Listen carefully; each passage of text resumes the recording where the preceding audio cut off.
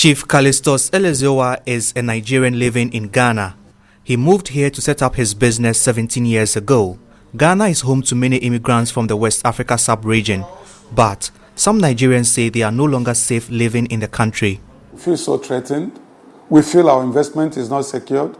Nigerians feel that they are not protected by the government of Ghana. Elezeowa's concern follows a demolition of a building at the Nigerian High Commissioner's residence in Accra. The building was being constructed to accommodate staff and diplomats from Nigeria, but a traditional council in a suburb of Accra is alleging an encroachment on its land and says it authorized the demolition of the building. They have spoiled this building. What have we living in the streets? So what that means, there is no security for us if they can do this thing for our first citizens. If they don't want us in this country, we can go. We also go to our country and let their own brothers and sisters to come back. Ghana's government has condemned the act and says it is investigating the situation.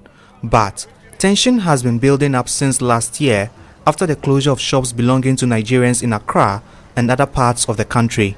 It was carried out by the Ghana Union of Traders Association, who claims Nigerians are kicking them out of business by engaging in retail trading, which the law says is reserved for only Ghanaians. But the Nigerians also argue that the Economic Community of West African States (ECOWAS) agreement allows them to trade in Ghana. Ghana is the second biggest export market for South African goods in Africa after Nigeria.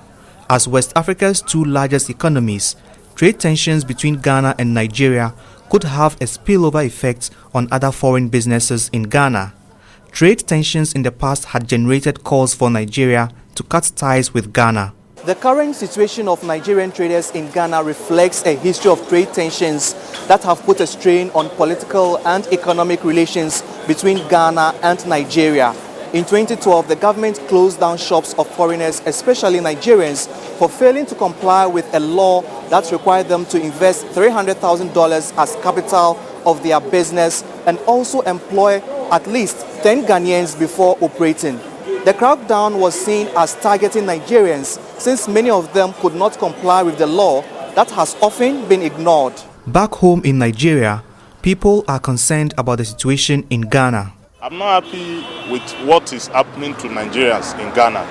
My fear is it might get to a point that Nigerians might not tolerate this again and want to react.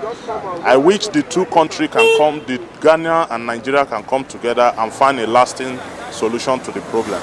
With Ghana hosting the Secretariat of the African Continental Free Trade Area, which is expected to open the market for 1.3 billion people and boost intra-African trade, experts say the current trade tension with Nigerians has to be quickly resolved.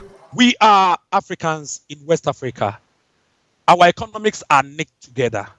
And so if there is anything that is happening and it's wrong in each and everyone's, country, there is a need for us to go by negotiation.